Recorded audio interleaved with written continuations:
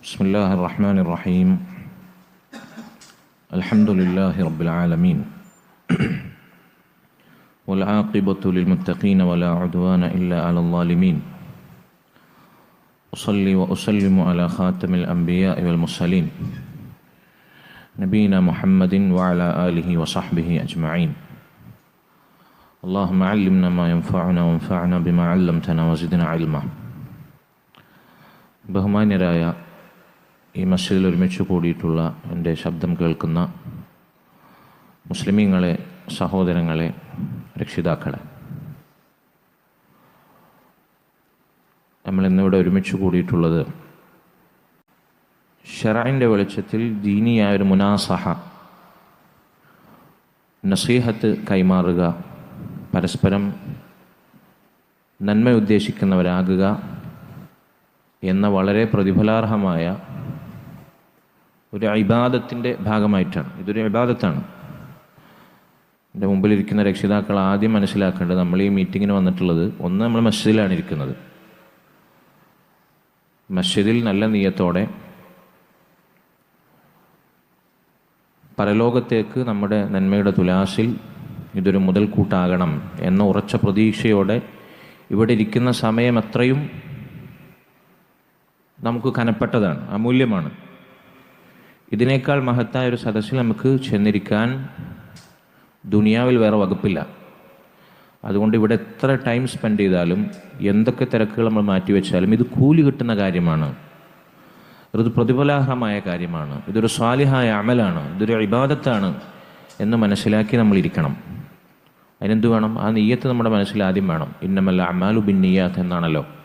നമ്മുടെ നിയ്യത്തുകൾക്ക് അടിസ്ഥാനത്തിലാണ് അള്ളാഹു അമലുകൾ സ്വീകരിക്കുക. അപ്പോൾ ആ ഒരു ഉദ്ദേശ ലക്ഷ്യത്തിന് വേണ്ടിയാണ് നമ്മളിവിടെ വന്നു ചേർന്നിട്ടുള്ളത്. നമ്മളിവിടെ നമ്മുടെ സ്ഥാപനം തുറക്കുന്നതിൻ്റെ പ്രാരംഭത്തിൽ വിശദമായി കുട്ടികളെ തർബിയത്ത് ചെയ്യുന്ന വിഷയവും രക്ഷിതാക്കൾ ശ്രദ്ധിക്കേണ്ട കാര്യങ്ങളും വളരെ വിശദമായി 1 മണിക്കൂറിലേറെ, എനിക്ക് തോന്നുന്നു 1.5 മണിക്കൂറോളം നമ്മൾ സംസാരിച്ചതാണ്. ഇന്ന് ഒന്നുകൂടി ആ വിഷയങ്ങൾ വളരെ കുറഞ്ഞ സമയത്തിൽ ഓർമ്മപ്പെടുത്തുക എന്നുള്ളത്, ഫദക്കിർ ഇന്ന ഫഅതി ദിക്റ, നീ ഓർമ്മപ്പെടുത്തണം, ഉപദേശങ്ങൾ നൽകിക്കൊണ്ടിരിക്കണം ഉപകാരപ്പെടുന്നവർക്ക്. അത് ഉപകാരപ്പെടുകയാണെങ്കിൽ മുഅ്മിനീങ്ങളാണ് ഉപദേശങ്ങൾ, ഓർമ്മപ്പെടുത്തലുകൾ സ്വീകരിക്കുക എന്ന് അല്ലാഹു സുബ്ഹാനഹു വ തആല ഖുർആനിൽ മറ്റൊരിടത്ത് പറഞ്ഞിട്ടുണ്ട്. സഹോദരങ്ങളെ, നമ്മുടെ മക്കൾ എന്നുള്ളത് അല്ലാഹു സുബ്ഹാനഹു വ തആല നമുക്ക് ഏൽപ്പിച്ച മഹത്തായ അമാനത്താണ്. വഅലൈക്കും സലാം വറഹ്മത്തുള്ളാഹി വബറകാതുഹു. അല്ലാഹു നമുക്ക് ഏൽപ്പിച്ച വലിയ സ്വത്താണ്, അമാനത്താണ്. അത് അല്ലാഹു ഏൽപ്പിച്ചത് അല്ലാഹു പറഞ്ഞ രൂപത്തിൽ, അല്ലാഹുവിന് തൃപ്തിയുള്ള രൂപത്തിൽ നമ്മൾ ആ അമാനത്ത് നിറവേറ്റണം.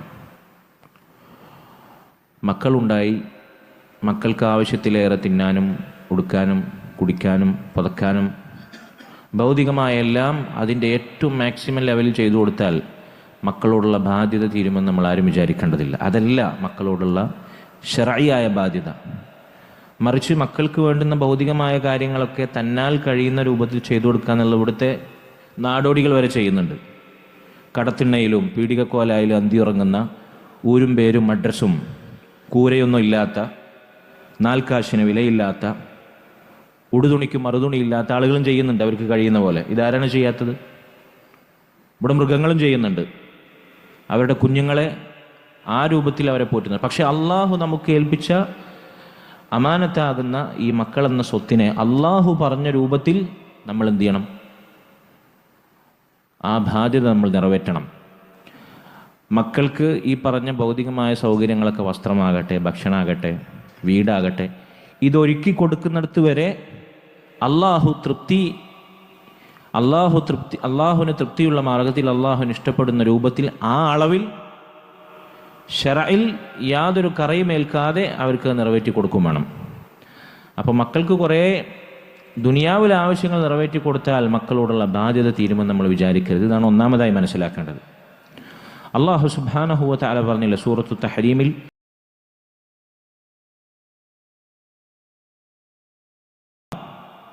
മുഅ്മിനീങ്ങളെ, ഈമാനുള്ളവരെ, നിങ്ങൾ നിങ്ങളുടെ സ്വന്തത്തെയും സ്വന്തം ശരീരങ്ങളെയും നിങ്ങളുടെ കുടുംബത്തെയും നരകത്തിൽ നിന്ന് കാത്തുകൊള്ളണം.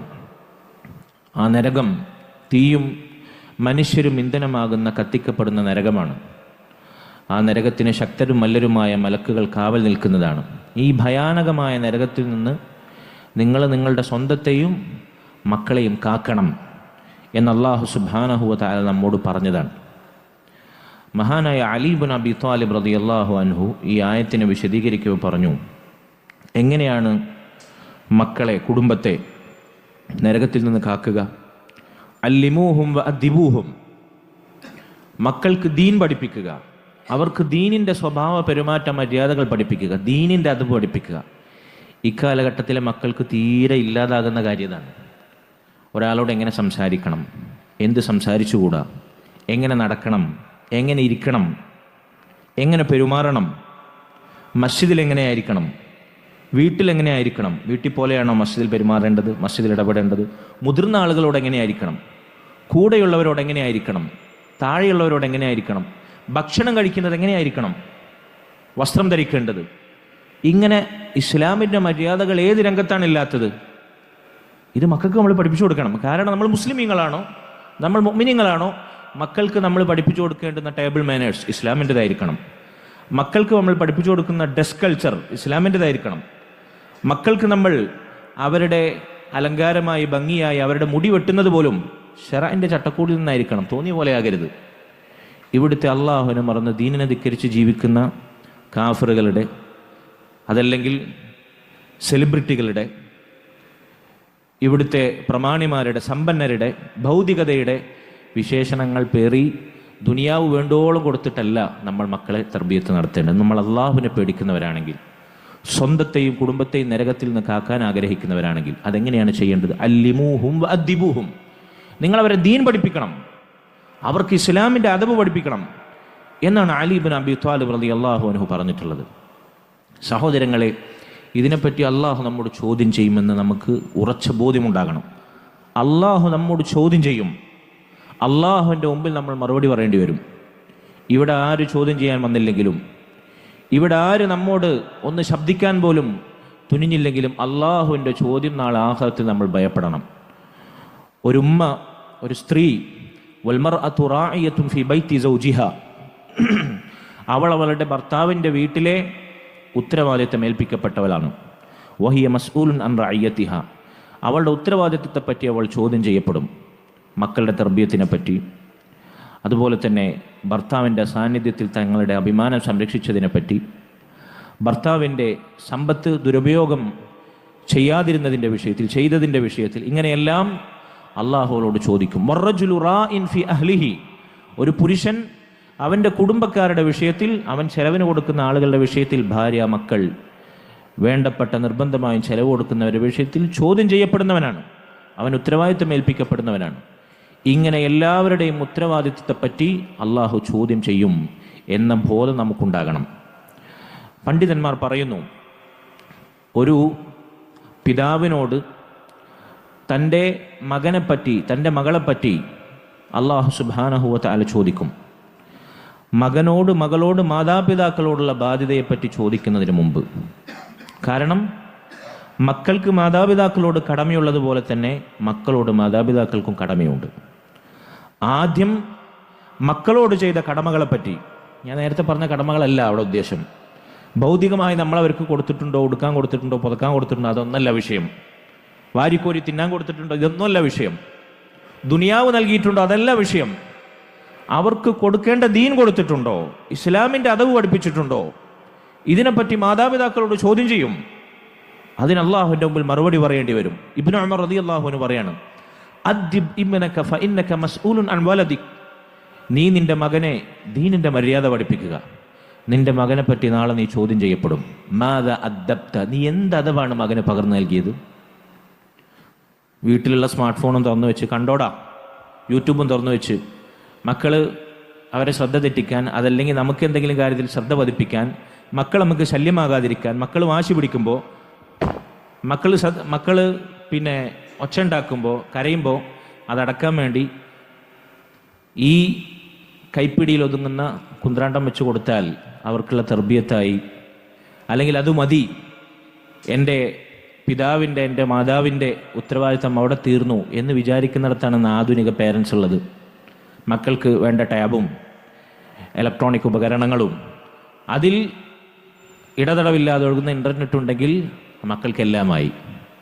പിന്നെ ഈ പറഞ്ഞ ഭൗതിക സൗകര്യങ്ങളൊക്കെ ഒരുക്കി കൊടുത്താൽ സത്യത്തിൽ നമ്മൾ പൈസ ഒടുക്കി നമ്മുടെ പുരക്കകത്ത് നമ്മുടെ മക്കളെ ഇഞ്ചിഞ്ചായി നശിപ്പിക്കാൻ നമ്മൾ മക്കളെ കൂട്ടിക്കൊടുത്തു എന്ന് പറഞ്ഞാൽ ഒരു പക്ഷേ അത് അതിശയോക്തിയുള്ളതാകുകയില്ല. ശൈത്താന് നമ്മൾ മക്കളെ വശംവദരാക്കാൻ സാഹചര്യം ഒരുക്കി കൊടുത്തു എന്ന് പറഞ്ഞാൽ. അതുകൊണ്ട് സഹോദരങ്ങളെ, മക്കളെ എന്തു പഠിപ്പിച്ചു? എന്തതവാണ് നീ പഠിപ്പിച്ചത്? സംഗീതം കേൾക്കുന്ന മക്കൾ, യൂട്യൂബിൽ റീൽസും ഷോർട്സും കാണുന്ന മക്കൾ, കണ്ടവൻ്റെ വ്ളോഗ് ആസ്വദിക്കുന്ന മക്കൾ. അല്ല, നമ്മുടെ അവസ്ഥ എന്താണ്? നമ്മൾ കാണുന്നത്, നമ്മൾ കേൾക്കുന്നത്, നമ്മൾ ശീലിക്കുന്നത് നമ്മളെ മക്കളെ ശീലാവുക. നമ്മുടെ മക്കൾ നമ്മളെ കണ്ടാണ് പഠിക്കുക. സംഗീതവും സിനിമയും അല്ലെങ്കിൽ അതിൻ്റെ അകമ്പടിയുള്ള അനാവശ്യമായ തമാശകളും വിനോദങ്ങളും ഇത് ആസ്വദിക്കുന്ന മക്കൾ, നമ്മൾ ആ മക്കൾക്ക് എന്തതവ് നൽകിയെന്ന് ചോദ്യം നേരിടേണ്ടി വരും എന്ന ഭീതി നമുക്കുണ്ടാകണം. വമാദ അല്ലംത, എന്താണ് പഠിപ്പിച്ചത്? എന്താണ് ദീനിൽ, എന്താണ് അവർക്ക് നീ പഠിപ്പിച്ചു കൊടുത്തത്? വഇന്നഹു മസ്ഊലുൻ അൻ ബിർരിക വതവാഇയതിഹി ലക്, അതുപോലെ തന്നെ മക്കളോടും ചോദിക്കും, അവർ പ്രായപൂർത്തിയായിട്ടാണെങ്കിൽ എന്താണ് മാതാപിതാക്കളോട് നൽകിയ അനുസരണം, എന്താണ് മാതാപിതാക്കൾക്ക് ചെയ്ത ഗുണം എന്ന് അല്ലാഹു സുബ്ഹാനഹു വ തആല ചോദിക്കുമെന്നാണ്. അല്ലാഹു സുബ്ഹാനഹു വ തആല സൂറത്തുൽ അൻകബൂത്തിൽ വവസ്സൈനൽ ഇൻസാന ബിവാലിദൈഹി ഹുസ്ന എന്ന് പറഞ്ഞു. മനുഷ്യനോട് അവൻ്റെ മാതാപിതാക്കൾക്ക് ഗുണം ചെയ്യണമെന്ന് നാം ഇതാ വസിയത്ത് ചെയ്യുന്നു. ഇത് സൂറത്തുൽ അൻകബൂത്തിലാണ്. ഇതിനേക്കാൾ മുമ്പ് സൂറത്തുൽ നിസായിൽ അല്ലാഹു പറഞ്ഞു, യൂസിക്കുമുല്ലാഹു ഫി ഔലാദിക്കും, നിങ്ങളുടെ മക്കളുടെ വിഷയത്തിൽ നിങ്ങൾക്കിതാ അവൻ വസിയത്ത് നൽകിയിരിക്കുന്നു. അപ്പം മാതാപിതാക്കളോട് മക്കളെ പറ്റിയായിരിക്കും ആദ്യം ചോദിക്കുക. മക്കൾക്ക് എന്ത് ദീനാണ് നൽകിയത്, എന്ത് അദബാണ് നൽകിയത്? മക്കളോട് മാതാപിതാക്കളെ പറ്റി ചോദിക്കുന്നതിനേക്കാൾ മുൻപ് ഇതാണ്. റസൂലുള്ളാഹി സ്വല്ലല്ലാഹു അലൈഹി വസല്ലം പറഞ്ഞ പ്രസിദ്ധമായ ഹദീസ് നമുക്ക് എല്ലാവർക്കും ഓർമ്മയുള്ള ഹദീസാണ്. ഓരോ കുഞ്ഞിനെയും അല്ലാഹു സുബ്ഹാനഹു വ തആല നമുക്ക് ഏൽപ്പിച്ച് നൽകുന്നത് ഇസ്ലാമിൻ്റെ ശുദ്ധ പ്രകൃതിയിലാണ്, വെണ്മയിലാണ്, തിളക്കത്തിലാണ്, നന്മയിലാണ്. കുല്ലു മൗലൂദിൻ യൂലദു അലൽ ഫിത്ര ഫഅബവാഹു യുഹവ്വിദാനിഹി ഔ യുനസ്സിറാനിഹി ഔ യുമജ്ജിസാനിഹി. അവരുടെ മാതാപിതാക്കളാണ് അവരെ യഹൂദനും ജൂതനും നസ്രാനിയൊക്കെ ആക്കുന്നത്, മജൂസിയെല്ലാം ആക്കുന്നത്. ദീനുള്ള വാപ്പാൻ്റെ ഉമ്മാൻ്റെ മക്കളായിട്ടാണ് അവർ വളരുന്നത്. ആ കുട്ടികൾക്ക് ദീനിൻ്റെ അദബ് ലഭിക്കും. നിസ്കാരമോ ഇസ്ലാമിൻ്റെ മര്യാദകളോ അല്ലാഹു സുബ്ഹാനഹു വ തആലയുടെ ദീനിൻ്റെ താല്പര്യങ്ങളോ സംരക്ഷിക്കാത്ത വാപ്പയമ്മയാണ് ഒരു കാനേശന്മാരി OBC മുസ്ലിമീങ്ങളാണോ? അങ്ങനെ ആയിരിക്കും. പേരിൽ മാത്രം മുസ്ലിം, വാക്കിലോ പ്രവർത്തനത്തിലോ വേഷത്തിലോ കോലത്തിലോ രൂപത്തിലോ ഭാവത്തിലോ ദീനിൻ്റെ ഒരു അടയാളമില്ല. ഇങ്ങനത്തെ മുസ്ലിമിൻ്റെ പേര് വെച്ച മുസ്ലിം നാമധാരികളായ വാപ്പാൻ്റെ ഉമ്മാൻ്റെ മക്കളാണ്, അവരങ്ങനെയായി മാറും. വാപ്പയമ്മി നിരീശ്വരവാദികളാണോ? മക്കൾ അങ്ങനെയാകും. വാപ്പയമ്മി ലാദീനികളാണോ? മക്കൾ അങ്ങനെയായി മാറും. വാപ്പ സഖാവാണോ? മോനും ഭാവിയിൽ സഖാവായിത്തീരും. വാപ്പ പുകയ്ക്കുന്നവനാണോ? മോനും അത് കണ്ട് പുകയ്ക്കുന്നവനായിത്തീരും. വാപ്പ കുടിക്കുന്നവനാണോ? മകനും അങ്ങനെ ആയിത്തീരും. സഹോദരങ്ങളെ, മക്കൾക്ക് നമ്മൾ തർബിയത്ത് നൽകേണ്ടത് നമ്മുടെ ജീവിത മാതൃകയാക്കിയിട്ടാണ്. ഇവിടെ നമ്മൾ പഠിപ്പിക്കുന്ന ഈ സ്ഥാപനം നിങ്ങൾ തിരഞ്ഞെടുക്കാനുള്ള പ്രധാനപ്പെട്ട ലക്ഷ്യം എന്താണ്? ഇവിടെ മക്കൾക്ക് അവശ്യമായ അത്യാവശ്യമായ ദുന്യവിയായ അറിവ് സ്കൂളിംഗ് നമ്മൾ പകർന്നു കൊടുക്കുന്നതോടൊപ്പം ദീനിയായ തർബിയത്തിനാണ് നമ്മൾ പ്രാധാന്യം കൊടുക്കുന്നത്. ഇതിന്ന് മക്കൾക്കോ ആധുനിക തലമുറക്കോ ലഭിക്കാത്ത ദീനിയായ ഈ തർബിയത്ത് അതിവിടെ ലഭിക്കുന്നു. അതിന് ഈ സ്ഥാപനം ഒരു കാരണമായി തീർന്നേക്കാം എന്ന പ്രതീക്ഷയിലാണ് നിങ്ങൾ മക്കളവിടെ കൊണ്ടുവരുന്നത്. നമ്മൾ സ്കൂളിൽ കുട്ടികൾ പഠിക്കുന്ന സബ്ജക്ട്സ് അവരെ ലൈഫിൽ സ്വാധീനിക്കുന്നത് വളരെ കുറവാണ്, അല്ലേ? അത്യാവശ്യം കണക്ക് കൂട്ടാനും വായിക്കാനും എഴുതാനും ആയിരിക്കും ദുനിയാവിൻ്റെ വിഷയങ്ങൾ, സ്കൂളിൽ പഠിക്കുന്ന വിഷയങ്ങൾ, ഭൗതിക വിഷയങ്ങൾ നമുക്ക് ഉപകാരപ്പെടാം. അതിനപ്പുറത്ത് നമ്മുടെ ജീവിതമായി ചിലപ്പോൾ പഠിച്ചത് മരണം വരെ നമുക്ക് ഒരു തവണ പോലും അപ്ലൈ ചെയ്യാനുള്ള അവസരം തന്നെ ഇല്ല, സാധ്യതയില്ല, സ്കോപ്പില്ല. എന്നാൽ ദീൻ അങ്ങനെയാണോ? ദീനത് തിയറിയായി പഠിച്ച് പരീക്ഷയ്ക്ക് എഴുതി പാസ്സായി സർട്ടിഫിക്കറ്റ് വാങ്ങി മാർക്ക് വാങ്ങി അധ്യാപകരുടെയും രക്ഷിതാക്കളുടെ അഭിനന്ദനങ്ങൾ ഏറ്റുവാങ്ങി അതിനുള്ളതാണോ ദീൻ എന്ന് പറഞ്ഞാൽ? ദീൻ പഠിക്കുന്നത് പ്രവർത്തിക്കാനുള്ളതാണ്. സ്കൂളിൽ പഠിച്ചതൊക്കെ പ്രവർത്തിക്കാൻ നമുക്ക് അവസരമില്ല, സാധിക്കില്ല. ദീൻ എന്നത് പറഞ്ഞാൽ അത് പഠിച്ചത് പ്രവർത്തിക്കേണ്ടതാണ്. അത് പ്രവർത്തിക്കാനുള്ള അവസരം നമുക്ക് മക്കൾക്ക് ഉണ്ടാക്കി കൊടുക്കും വേണം. നമ്മളും ഒപ്പം അവരോടൊപ്പം പഠിക്കണം. മക്കൾ ഇവിടുന്ന് മ്യൂസിക് കേൾക്കാൻ പാടില്ല എന്ന് പഠിക്കപ്പെട്ടിട്ട് വീട്ടിലേക്ക് വരികയാണ്. വീട്ടിൽ നിന്നാലോ വാപ്പിയമ്മയും ഫോണും തുറന്നു വെച്ച് മ്യൂസിക്കാണ്, മ്യൂസിക്കിൻ്റെ അകമ്പടിയാണ് വീട്ടിൽ തന്നെ. വീട്ടിൽ ഉച്ചത്തിൽ മ്യൂസിക് വെക്കുകയാണ്. സിനിമ കാണാൻ പാടില്ല എന്ന് പഠിക്കുന്നു. മക്കൾ ഫോൺ തുറന്ന് മാതാപിതാക്കളുടെ മൗനസമ്മതത്തോടുകൂടി സിനിമ കാണുന്നു. മാതാപിതാക്കൾക്ക് അത് വിലക്കാൻ സാധിക്കുന്നില്ല. ആൺകുട്ടികൾ നെരിയാണിക്ക് താഴെ വസ്ത്രം ധരിക്കാൻ പാടില്ല, നെരിയാണിക്ക് താഴെയുള്ള വസ്ത്രം നരകത്തിലാണ് എന്ന് ഇവിടുന്ന് പഠിക്കുന്നു. വീട്ടിൽ പോയാലോ വാപ്പ കാണിച്ചു കൊടുക്കുന്നത് എന്താണ്? നെരിയാണിക്ക് താഴെ വസ്ത്രം വലിച്ചു വെച്ച് നടന്നിട്ടാണ്. ഇവിടുത്തെ വലിയ കുട്ടികളാണെങ്കിൽ താടി മീശി മുളക്കാൻ തുടങ്ങിയ കുട്ടികളാണ്. താടി പഠിക്കൽ ഹറാമാണ്, മക്കൾ ഇവിടുന്ന് പഠിക്കും. നമ്മളോ ആ ഹറാമ് കൊണ്ടാണ് മക്കളെ വരവേൽക്കുന്നത്. പെൺകുട്ടികൾ പഠിക്കും. പ്രായപൂർത്തിയായി കഴിഞ്ഞാൽ സ്ത്രീത്വത്തിലേക്ക് അവൾ കാലെടുത്ത് വെച്ച് കഴിഞ്ഞാൽ അവളുടെ ശരീരത്തിൻ്റെ ഒരു ഭാഗവും, മുഖമടക്കം അവളുടെ ശരീരം മുഴുവൻ അന്യപുരുഷൻ്റെ മുമ്പിൽ ഔറത്താണ്. അവൾ അത് മറച്ചു നടക്കണം. എന്നാൽ വീട്ടിലുമ്മയോ മക്കളും പേരക്കുട്ടികളായിട്ടും അവർക്ക് പർദ്ദ തന്നെ ചിലപ്പോൾ അലർജി ആയിരിക്കും. മദ്രസയിലേക്ക് വരുമ്പോൾ ഒരു വേഷം. ഇവിടെ നമ്മുടെ കുട്ടികൾക്ക് ജുബ്ബയും നെരിയാനിക്ക് മുകളിലെ പാൻറ്റും കന്തൂറയും പെൺകുട്ടികൾക്ക് പർദ്ദയും നിക്കാബൊക്കെ നമ്മളൊരു യൂണിഫോമിൻ്റെ ഐഡൻറ്റിറ്റിക്ക് വേണ്ടി, യൂണിഫോമിറ്റിക്ക് വേണ്ടി ചെയ്തതല്ല. നിങ്ങൾക്കറിയാം ഇവിടുത്തെ അധ്യാപകന്മാർ, ഇവിടുത്തെ ടീച്ചേഴ്സ്, അവരിവിടെ വന്നാലും പുറത്തു പോവുകയാണെങ്കിലും കല്യാണപ്പുരയിൽ പോവുകയാണെങ്കിലും പെരക്കൂടുന്നിടത്ത് പോവുകയാണെങ്കിലും വിരുന്നിന് പോവുകയാണെങ്കിലും ഞാൻ മനസ്സിലാക്കുന്നു അവരുടെ വേഷം അത് തന്നെയാണ്. കാരണം എന്താ? അതാണ് അവരുടെ മരണം വരെയുള്ള ഡ്രസ് കോഡ് എന്ന് വിശ്വസിക്കുന്നവരാണ് ഇവിടുത്തെ ഓരോ അധ്യാപകരും.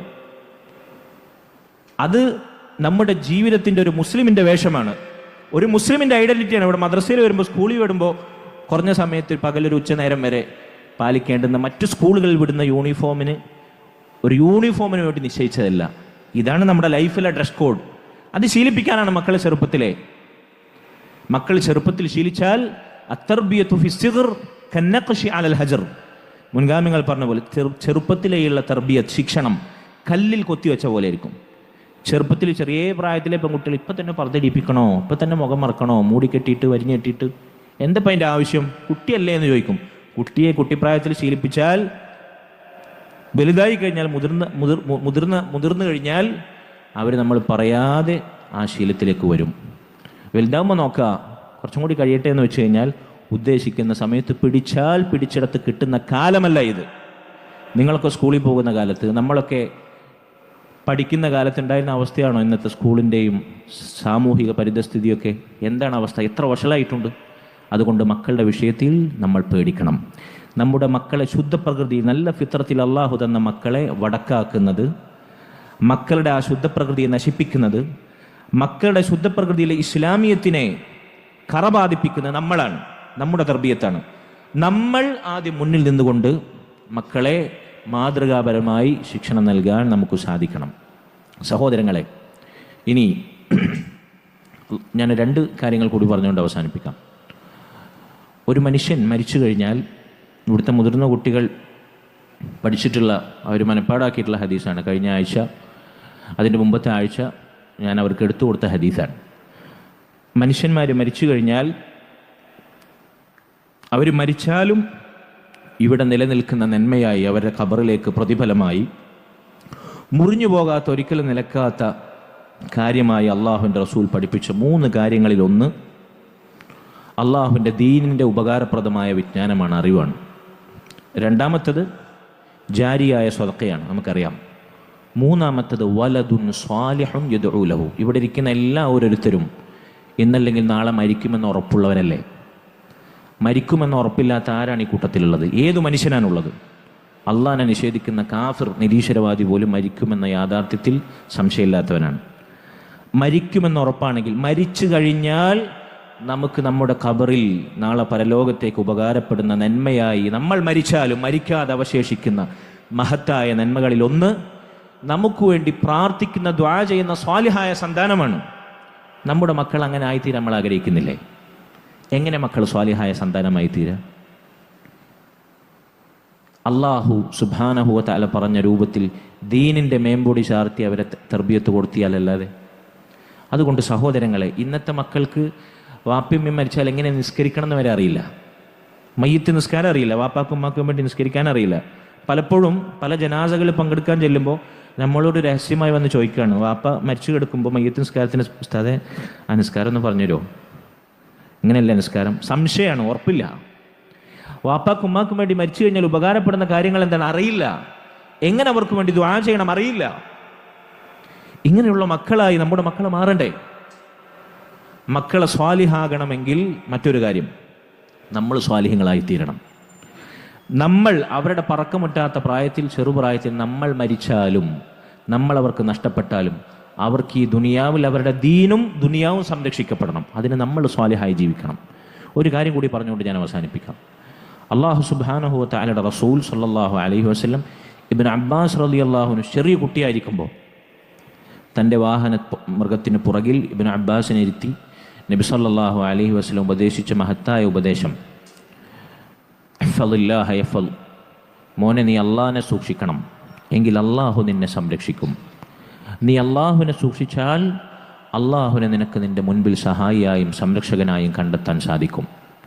ഈ ഹദീസിനെ വിശദീകരിക്കുകയോ മഹാനായ അൽ ഇമാം അൽ ഹാഫിൽ ഇബ്നു റജബ് അൽ ഹംബലി റഹിമഹുല്ലാ അദ്ദേഹം വിശദീകരിച്ചതായി കാണാം. അള്ളാഹിനെ നിങ്ങൾ സൂക്ഷിച്ചാൽ, ഹറാമുകൾ ഒഴിവാക്കി വാജിബായ കാര്യങ്ങൾ പ്രവർത്തിച്ച് അള്ളാഹിൻ്റെ ദീൻ സൂക്ഷിച്ച് ശ്രദ്ധിച്ച് നിങ്ങൾ ജീവിച്ച് മരിച്ചാൽ അള്ളാഹു സുബ്ഹാനഹു വ തആല നിങ്ങളുടെ മക്കളെ നിങ്ങൾ യതീമായോട് ഉപേക്ഷിച്ചു പോയാലും, ചെറിയ പ്രായത്തിൽ പറക്കമുറ്റാത്ത പ്രായത്തിൽ നിങ്ങളുടെ മക്കളെ നിങ്ങൾ ഉപേക്ഷിച്ചു പോയാലും അള്ളാഹു അത്ഭുതകരമായി അവരെ സംരക്ഷിക്കുന്നതാണ്. മഹാനായ സഈദ് ഇബ്നു ജുബൈർ അതല്ലെങ്കിൽ സഈദ് ഉൽ മുസയ്യിബ് റഹിമഹുല്ലാ ഒരിക്കൽ ധാരാളമായി സുന്നത്ത് നിസ്കരിക്കുകയാണ്, തഹജ്ജുദ് നിസ്കരിക്കുകയാണ്, അധികരിപ്പിക്കുകയാണ്. എന്നിട്ട് മോനെ വിളിച്ചിട്ട് പറയണം, മോനെ നീ കാരണം കൊണ്ടാണ് ഞാനിങ്ങനെ ഐച്ഛികമായ സുന്നത്തായ ഇബാദത്തുകൾ അധികരിപ്പിക്കുന്നത്. എന്നിട്ട് അദ്ദേഹം ഓതിയ സൂറത്തുൽ കഹ്ഫിലൊരായത്തുണ്ട്. ഏതാണ് ആയത്ത്? വഅമ്മൽ ജിദാറു ഫകാന ലിഗുലാമൈനി യതീമൈനി ഫിൽ മദീന വകാന തഹ്തഹു കൻസുൽ ലഹുമാ വകാന അബൂഹുമാ സ്വാലിഹാ. മൂസാ നബിയും ഖിദ്ർ അലൈഹിസ്സലാമും നടത്തിയ യാത്ര സൂറത്തുൽ കഹ്ഫിൽ പറഞ്ഞ ചരിത്ര സംഭവങ്ങൾ നമുക്കറിയാം. അതിൽ പൊളിഞ്ഞു വീഴാറായൊരു മതിലൊരു പട്ടണത്തിലെത്തിയപ്പോൾ ഖിദ്ർ അലൈഹിസ്സലാം തൻ്റെ കൈകൾ കൊണ്ട് പടുത്തു. പൊളിഞ്ഞു വീഴാറായൊരു മതിൽ, പരിചയമില്ലാത്ത ഒരു അന്യദേശത്തൊരു പട്ടണത്തിൽ പോയപ്പോൾ ഒരു മതിൽ പൊളിഞ്ഞു വീഴാറായി കാണുകയാണ്. ഖിദ്ർ അലൈഹിസ്സലാം അത് പടുത്തുയർത്തു തൻ്റെ കൈ കൊണ്ട്.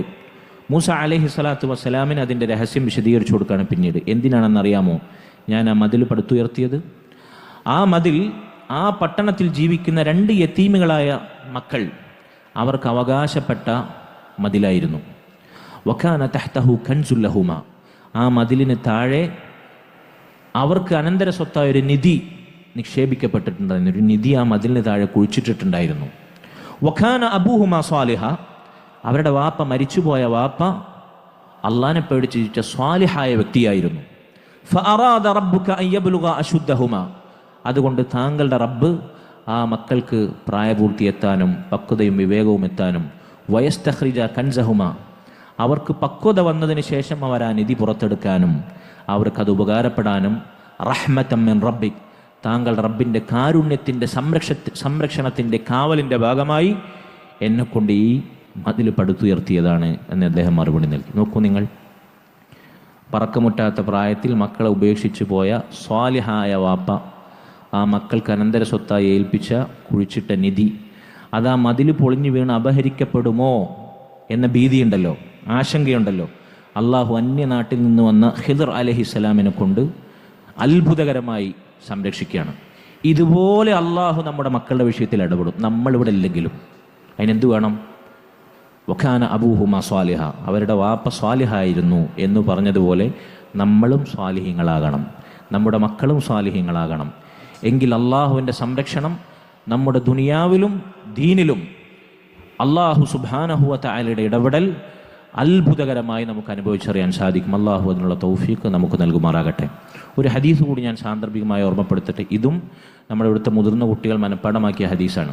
മയ്യുരിദില്ലാഹു ബിഹി ഖൈറൻ, ആർക്കെങ്കിലും അള്ളാഹു നന്മ ഉദ്ദേശിച്ചിട്ടുണ്ടെങ്കിൽ, ഇത് നമ്മൾ നമ്മുടെ ജീവിതത്തിൻ്റെ നമ്മുടെ ജീവിതത്തിലൊരു പ്രധാനപ്പെട്ട പ്രിൻസിപ്പിളായി നമ്മൾ, എൻ്റെ അഭിപ്രായത്തിൽ വീട്ടിൽ ചുമരിൽ സ്റ്റിക്കറായി ഈ ഹദീസും ഇതിൻ്റെ അർത്ഥവും പതിച്ചു വെക്കണം എപ്പോഴും, എന്ന് നമുക്ക് കാണാൻ ഓർമ്മപ്പെടുത്തലായിട്ട്. ആർക്കെങ്കിലും അള്ളാഹു നന്മ ഉദ്ദേശിച്ചിട്ടുണ്ടെങ്കിൽ, ഖൈർ ഉദ്ദേശിച്ചിട്ടുണ്ടെങ്കിൽ അവനെ സമ്പന്നനാക്കും, അവനെ ആരോഗ്യവാനാക്കും, അവനെ സൗന്ദര്യവാനാക്കും, അവനെ വലിയ തറവാടിയാക്കും, വലിയ പ്രമാണിയാക്കും, വലിയ നേതാവാക്കും. ഒന്നും പറഞ്ഞിട്ടില്ല.